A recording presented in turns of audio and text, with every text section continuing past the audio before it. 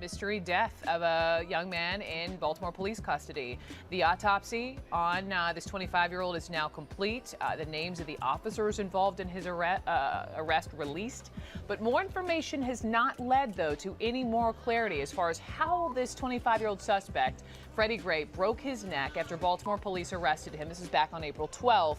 He died a week later. I grew up in the Woodlawn and Lock Earn communities of West Baltimore, where national attention has centered around the violent riots that came as a response to the recent death of 25-year-old Freddie Gray. This story has been all over every news station following the events that had transpired since April 12th, the date of Freddie's arrest and death. Protests began as peaceful demonstrations that composed of marches and gatherings where protesters asked for answers that explained the mysterious passing of Freddie Gray. As time passed, protesters grew impatient and began getting more proactive and aggressive in their demonstrations, which would be identified as an effort against police brutality, reminiscent to several other arrest-related fatalities towards minorities throughout the country.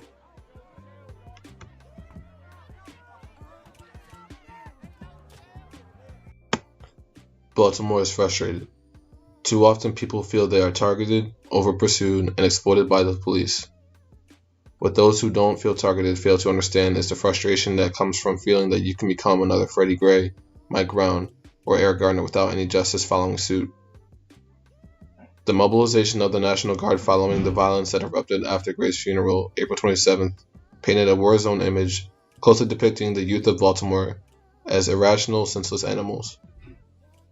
Governor Larry Hogan and Mayor Stephanie Rawlings-Blake instituted a state of emergency and a 10 p.m. to 5 a.m. curfew that following night that resulted in over 200 arrests from curfew violations and violence against officers.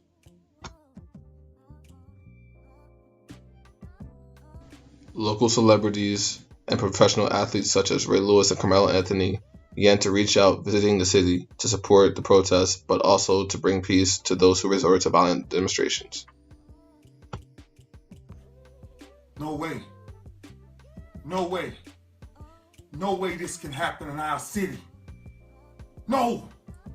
Young kids, you got to understand something. Get off the streets.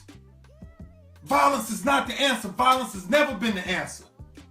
Freddie Gray, we don't do nothing for him doing this. We know there's a deeper issue. We know what the jungle looks like. But this isn't it.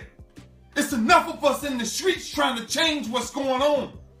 Baltimore, get off the streets. Kids, go home. Stay home. You don't have no right to do what you're doing to this city. Too many hardworking people build this city. We put this city together. We put this city on our back. We with you. We know what's going on. We know the problems. We know there was wrong done. We know we're not getting the right justice. We know all these answers. But riding in our streets is wrong. It's dead wrong. We got to go back to the beginning. It takes a village. It takes a whole village to raise one child.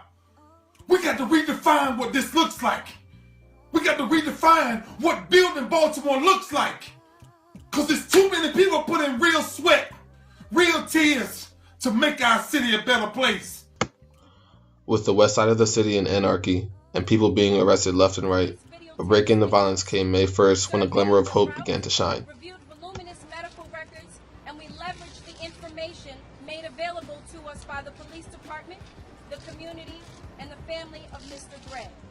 The findings of our comprehensive, thorough, and independent investigation, coupled with the medical examiner's determination that Mr. Gray's death was a homicide, which we received today, has led us to believe that we have probable cause to file criminal charges. The statement of probable cause.